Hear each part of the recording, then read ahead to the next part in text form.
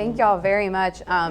Our communication department writes those, so it sounds a lot more impressive than it really is, I promise. Every single time that bio gets read, I'm like, I'm not sure I did all those things, but that's what the resume said and the bio said. So thank you, and I see I missed all the fun by a night. Looks like y'all had a really killer event. But thank y'all for letting me come out here. So for my sports fans or not sports fans, basically this world of NIL has kind of popped up starting last July of 2021. So what I get a lot from people I'm talking to on the street, people that call me, basically everyone I interact with is, what in the world is that and what does it actually mean? And I get a lot of calls of, I have no idea about any of this. What I tell every single one of those people is, you are definitely not alone. That's pretty much all of us. We have definitely a better feel than we did a year ago. So I'm glad that I'm now getting to give this presentation to y'all now, because I can talk a lot about what we've seen in a year. But I will remind, it's only been a year. We're still working out every single little question, nook, cranny that we can figure out. So I'm gonna dive in. There we go. So like I said, I wanted to start with what is NIL and how we really got here, because I think it's really important for people to understand what this world is. There's lots of articles on it. There's lots of Twitter. If you watch, Sports Center or College Game Day, which is going to be on the Hill tomorrow, we're really excited. They talk a lot about it, but a lot of times no one ever explains what it is and how we kind of got here. So I'm going to dive right into that. So for our collegiate student athletes, so anyone that's a student athlete at any university across the country, and it sounds like we have a person that could tell you there are a lot of rules that the NCAA puts in. A lot. He's nodding. It's a book about this thick. So in my previous role, my job was to enforce those rules. One of the main rules for years was that our student athletes could not use their name, their image, or their likeness to be compensated, really anything beyond their athletic scholarship. Meaning if you owned a local pizza restaurant, a local barbership, the local car dealership, they couldn't advertise for you. They really also couldn't advertise their own businesses. We have a lot of student athletes who have, outside interests that have nothing to do with athletics. They're just extremely talented people. I've dealt with ones who have written books, have started their own, landscaping companies, all of these things. We had to go through really long waiver processes. They basically weren't allowed to put their name on it. And that didn't really make sense. Same with camps, clinics, lessons. Obviously, student athletes they're playing their sport at the highest level, at the amateur highest level. Meaning they have a huge skill here that they were allowed to have lessons, but they kind of weren't allowed to advertise them. It was very word of mouth. They weren't allowed to put their name on the a flyer and say, hey, sign your kid up for pitching lessons. So for a lot of this, it didn't really make sense. But at the end of the day, it's really the right to publicity that all of us have in this room. Every single person has a right to publicity, which basically means, Food City can't go put you on a billboard and not pay you for it, or pieces like that. The reason you'll hear this term name, image, and likeness instead of endorsements or other things is just because that was the wording in the NCAA bylaw. So I like to explain that because it is a phrase that we don't use when we're talking about, Tom Brady on an endorsement, or even, Coach Heupel on the Food City ad. We don't really use that phrase, but when it comes to student athletes, we do. And that's just because that was the wording the NCAA used. So this is not new. People have actually been fighting for this for years. So I'm going to go back to a few cases, like I said, just to give you guys a backing of where this came from. Ed O'Bannon, if y'all remember, was a basketball player, and there used to be video games that had college athletes in it. Well, at the time, they weren't paying the college athletes to be in it. So Ed O'Bannon actually took that to court, and he actually won that case, though it didn't lead to immediate change. So I like to say that kind of got the ball rolling. So if you're a major sports fan as well, you may have heard the term NCAA versus Alston. That was a Supreme Court case last summer that actually had to do with antitrust exemptions. The NCAA lost that by a 9-0 decision, which shocked most of us because we never thought the Supreme Court or anyone in politics could agree on anything. That 9-0 decision.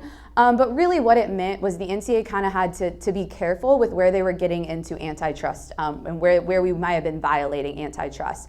That case actually did not directly mention NIL. It had to do with educational benefits. But instead, what it did was it kind of was like, hey, this ball's rolling, and we can't really stand in front of it anymore. At the same time that was happening, states were getting involved. So the first one we saw was California. They passed a law that pretty much said the same thing. Hey, NCAA, you can't stop our student athletes from capitalizing on their name, image, and likeness anymore. So they were the first ones. We then were up to, I want to say, 38 states by the time last July kicked around that had passed a law or had law pending that were very similar, basically saying the same thing. Hey, NCAA, you guys cannot stay. You can't stop this anymore. It was very old-fashioned thinking. It was kind of like, we need to modernize this. We need to bring it forward. And it really did take that state pressure to lead to change.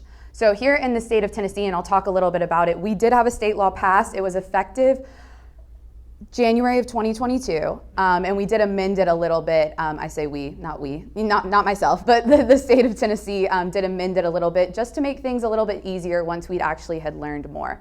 So that's kind of how we get here.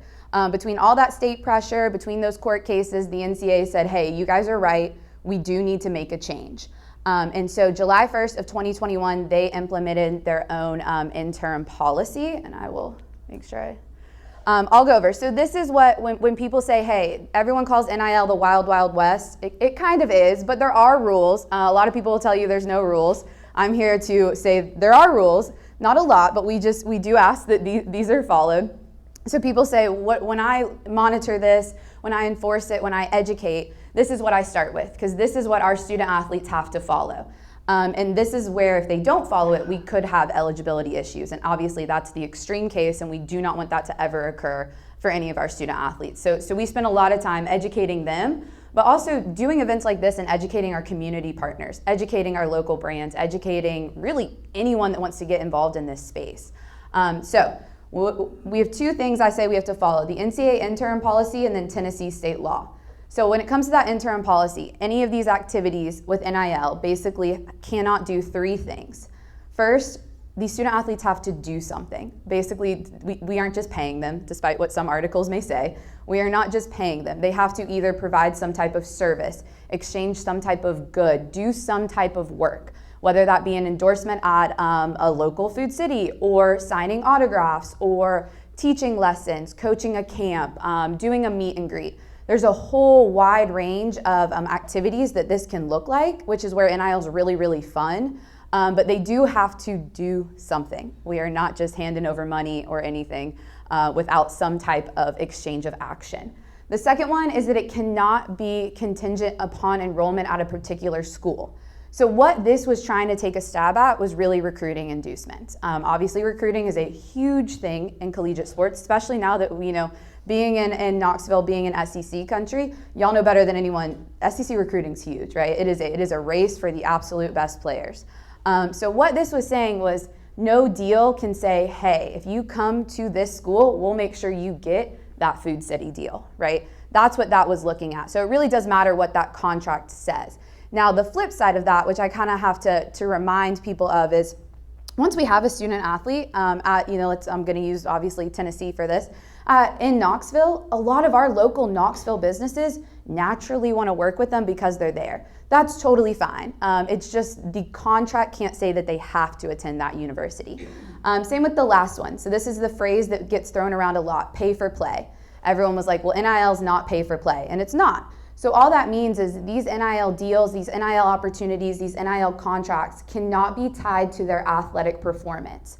And that doesn't mean that, when Hendon Hooker, shines tomorrow, obviously his market value is going to continue to raise. That's totally fine. We see that correlation. What we mean is Hendon Hooker has no deals that say for every single touchdown he throws, he gets an extra $1,000. That's what can't happen. So we recognize that a stellar athletic performance raises a student athlete's market value. The deals just cannot be tied directly to athletic performance. So the simplest way I say is that anyone gets paid the same whether they play Saturday or they don't, depending on whatever deal they've entered into.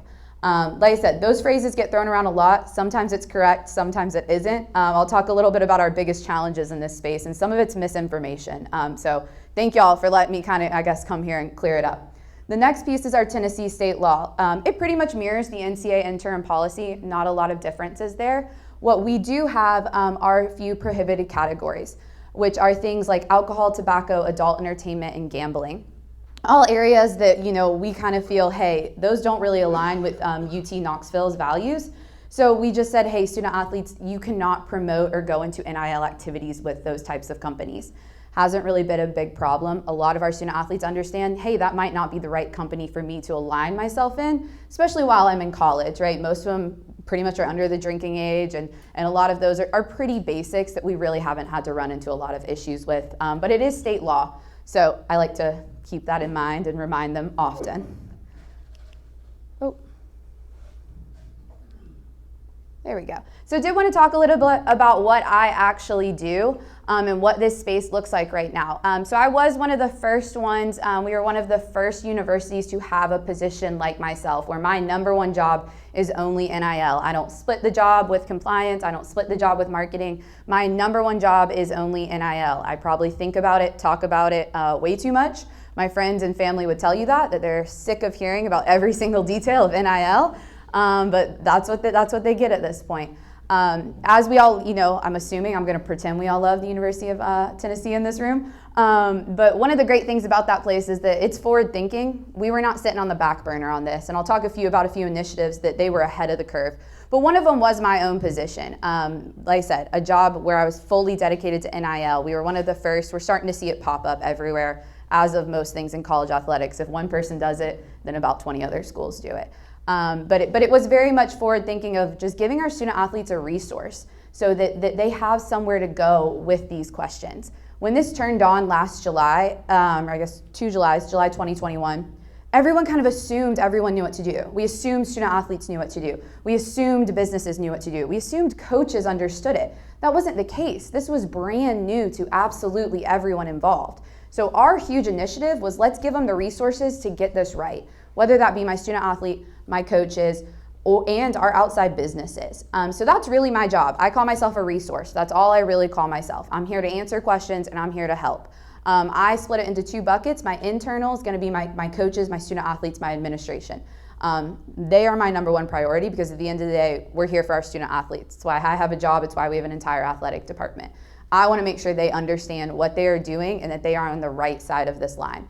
The external piece of that is our local businesses, our awesome community that supports them, and really just our fans, our donors, anyone with an NIL question. I try to make myself very available to help in that space. And then what are we doing at UT? Like I said, we've done some really awesome things because we said, hey, we don't want to be behind in this space. We want to prepare our student athletes really well. So a slogan we've kind of used is, I say we are here to educate and empower our student athletes. I'm not their agent. I'm not the one negotiating deals for them. I'm not the one finding them deals. But I'm here to make sure that when that deal shows up, they understand every single piece of this. And this is everything from their branding to negotiating the deal, to the terms of the contract, to the financials after, to the taxes, because it is income, meaning I've got a bunch of 18-year-olds who now have taxes that they have never seen in their entire lives. So that's a huge initiative that we've kind of taken on. And the way we approached it is, I'm biased, but I think the smartest way to approach it, we created a class. So it's just like any other undergraduate class at the University of Tennessee. It's 3 credits. And what I love about it is this covers a whole spectrum of things, but we make them sit down in the classroom and think about it, learn about it, get tested on it, right? Do projects on it, just like any chemistry, math, history class they would take. And it's very unique. We were the first one to do this. I was just telling, I love to help people, but I do not like to give away our secrets. So I've talked to a lot of institutions about this, but I never give away our syllabus or our class materials. Because this is kind of a competitive advantage, right? These resources we can provide to our student athletes. So as we were thinking about this, we know there's everything from branding, social media content, videography, photography, like I said, financials. How are they going to handle their taxes? Most of these deals, they actually are independent contractors, so they're getting a 1099. I don't know about y'all, but when I was 19, if you handed me 3 1099s and a little bit of money and said, save this for your taxes, I was not going to be in a good spot, right? I mean, I'm lucky that my job takes my taxes out already, so I don't have to think about saving them, right? So that's what we're working on. Same with contracts. Some of them are dealing with pretty, lengthy legalese, contracts that they've never seen before.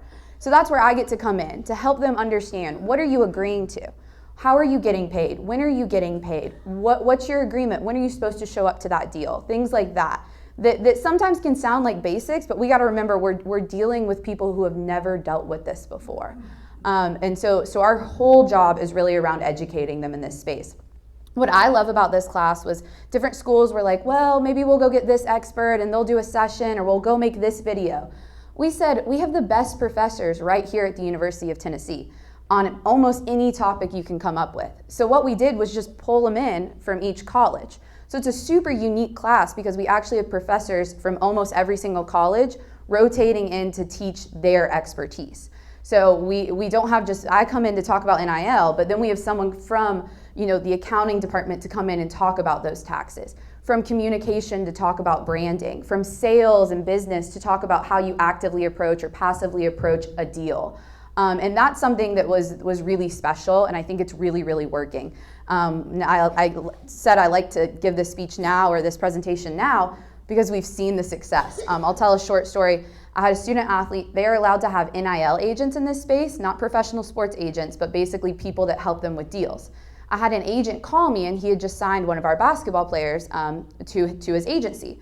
And he was like, this player knows all about taxes, in-kind deals, active approaches. He was like, how does he know so much about this space? And he'd taken the class. And this agent was just like, this is the most educated student athlete I have in this space. And that was kind of our validation of like, this is working, because sometimes you don't know if what you're doing is working, especially when we only have about a year and a half kind of as our data point. But that was some really good validation that this is working. I had another girl, her sister, she got twin sisters, she's a softball player, her twin sisters are actually committed to come play softball as well.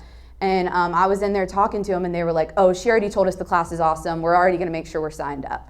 So it was kind of a nice validation when you only have a year that this really is working and they are actually learning what we want them to learn. And that does go in, so this is our third time teaching it, we've changed it. We've got some really, really cool things happening. I'll share just because people really like this. We have one session called Conversations from the Hot Seat. So a lot of time our athletes are in front of press conferences, right? They're in front of interviews. They're on podcasts now. They're just a lot more accessible. We want to prepare them for that. We actually have a sports reporter called like the Hammer. I don't remember his exact name, but I know that's his nickname. And he comes in and we kind of put him in the hot seat in the classroom. And he kind of drills them with the questions.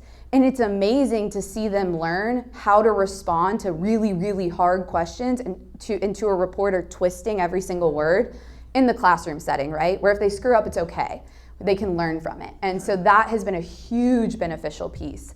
But we do survey them at the end, and we say, what was the most beneficial class? And it's actually tax day, which we were not expecting to be the day that they said, but they said that's the day they learned the most. So we're pretty proud of that one. And it does go into an entrepreneurship minor. So we do have people that this kind of gets them that entrepreneurship bug, and they want to form their own business, or they want to keep going. So it has a path to head into an entrepreneurship minor. Altia Sports Partnership, I'll talk quickly about that. They basically are a consultant advisor in this space, but they're on the national scale. So they've worked with ESPN, Olympics, Paralympics, MLB, NFL, everyone basically. So we kind of get to use them just to help us to make sure we're headed on the right track of this, and we're not, far off in left field doing something that's not correct. And they're basically just a really, really good resource that we provide as well.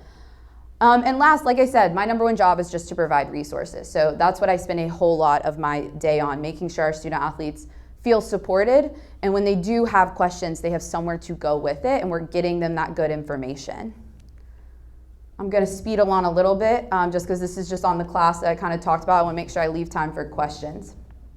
The other side of this was, like we said, we wanted to connect our student athletes with the awesome community, the national community, because Tennessee is a national brand, the Knoxville community, the Tennessee community, and also even their own hometown community. So basically just bringing as many opportunities forward to our student athletes as we can. That was a huge piece. So I'll show it in a little bit. We actually have a form online if you go to our NIL website where you can fill it out and say, hey, I want to work with this student athlete in this way, and we connect the two of you.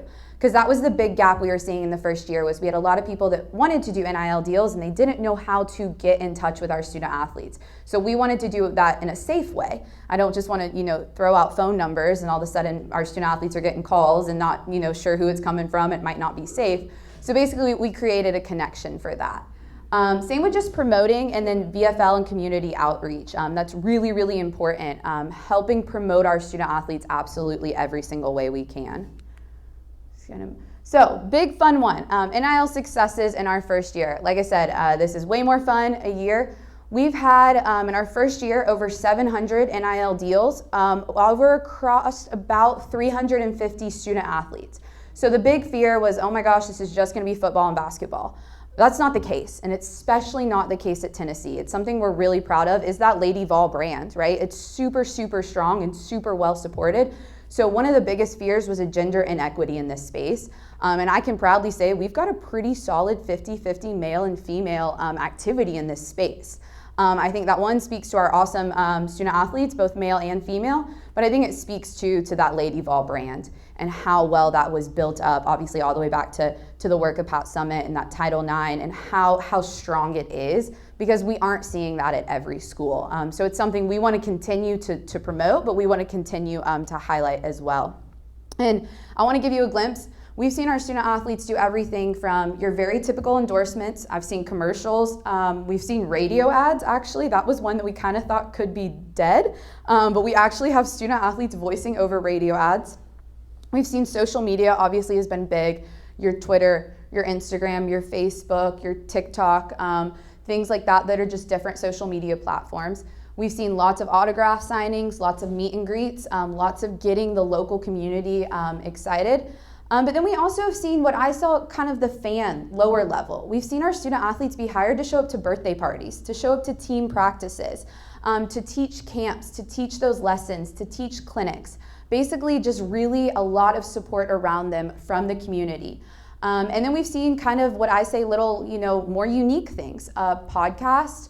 I don't know, I might be jumping in, but NFTs, non-fungible tokens, a thing I've had to learn a lot about. If y'all don't know, basically think about a digital trading card is the best way I can describe it, but also trading cards. Trading cards are still alive in this space as well. So what I love about NIL is basically we can make anything fit in here if our student athletes dream it up or if a brand dreams it up. Another huge one, I think it's on my industry trends, group licensing deals. So this is one that I always will stand by. I think we should have turned this on years ago. Selling our student athletes jerseys with their names on it and them getting a cut, I think made sense 10 years ago. But unfortunately, it wasn't 10 years ago, but we can do it now. So that's something that's really, really cool. If you're out, if you're either online or if you are in Knoxville, let's say even tomorrow, our stadium is carrying jerseys that have our student athlete's name on it, and they are getting a cut of that royalty because they've allowed their name to be put on the back. Fanatics, we have a deal with Fanatics as well. So if you go on right now, every single football player who has opted into the program, you can buy his jersey and he will get a cut of that money. That program will actually be expanded to volleyball, soccer, men's and women's basketball, baseball, and softball in this next coming year. So that is a huge thing that just gets their brand out, and it's they're not doing anything. That's a little bit of money, right, coming in. And now you see kids running around in Hooker jerseys, Tillman jerseys, TK, Jordan Horston jerseys. It's just something that I think really made sense, but it's really awesome that we get to see that now. Industry trends, the number one question I get is, where is this going? I wish I knew the answer. I think I'd feel better if we knew the answer. But we know this is not going away. This is only going to get bigger. So this was just year one. We are still exploring every single opportunity. How can we get more creative? How can we help more? And how can we reach more local businesses? And so then I always end with, how do we get involved with NIL? Because I like to kind of end on that with a group like this, because that's usually the next question. Simplest one, hire a student athlete. Do you have a business that this kind of fits perfectly for? I mean, I know where I am, so I know that John Fulkerson is, I assume like the son of this town, right? A fantastic, fantastic student athlete who took awesome advantage. He only had a year of NIL, and when I say he took advantage of it, he did in the best way. He was kind of our poster child a lot of the time. He also used it to give back. If you guys don't know, he used his NIL money to give back to the University of Tennessee, which was really, really special. And really kind of showed that he appreciated what that school did for him, but also we appreciate what he did for the University of Tennessee. So that's the simple one, but a lot of people tell me, well, I don't have a business. I don't have a business that fits with this. I don't have a business that we could hire a student athlete. That's okay. There's loads of ways to support them. Like I said, do you have a kid that, is it a camp, a clinic, a youth lesson, a birthday party? Is it just buying their gear? Is it just being a really awesome, positive fan? It doesn't even have to be monetary. It just is supporting our student athletes in this space. But if it is monetary, if it's like, hey, I'd love to monetarily give, but I don't really have a brand or a way, there are groups that kind of made this possible. So that's what you hear, that collective term. They're called collectives, they're called donor clubs, they're called all kinds of things. But we have multiple of them at the University of Tennessee. And I'll name a few just if you guys are aware. So Spire's one, they're a marketing agency in town that is heavily involved in this space. And then on the Lady Vol side, there's actually, for anyone that remembers, back in the day with Pat Summitt, there was the Booster Club. So we actually had people bring that back as an NIL collective. So it's actually called the Boost Her Club now, but very much the same idea. How can we basically collect funds and support our student athletes? And the student athletes are doing work for that money. Like I said, that was a huge requirement. They're doing community service projects. They're working with the youth. They're doing all kinds of different things for those opportunities as well. And last, that is the QR code. If you guys may be sick and tired of seeing QR codes, if you're like me, where I feel like you can't go anywhere without having to scan a QR code, that just leads directly to the form that you can be that can be found online. But it's just another way to connect with our student athletes. Like I said, if you've got someone who'd be perfect for this and you would like to partner with in any way, you can also just reach out to me and we can talk through it as well. But that's kind of my spiel. I know I tend to talk a lot. And I'd like to open it up for questions so that I can answer whatever you guys got.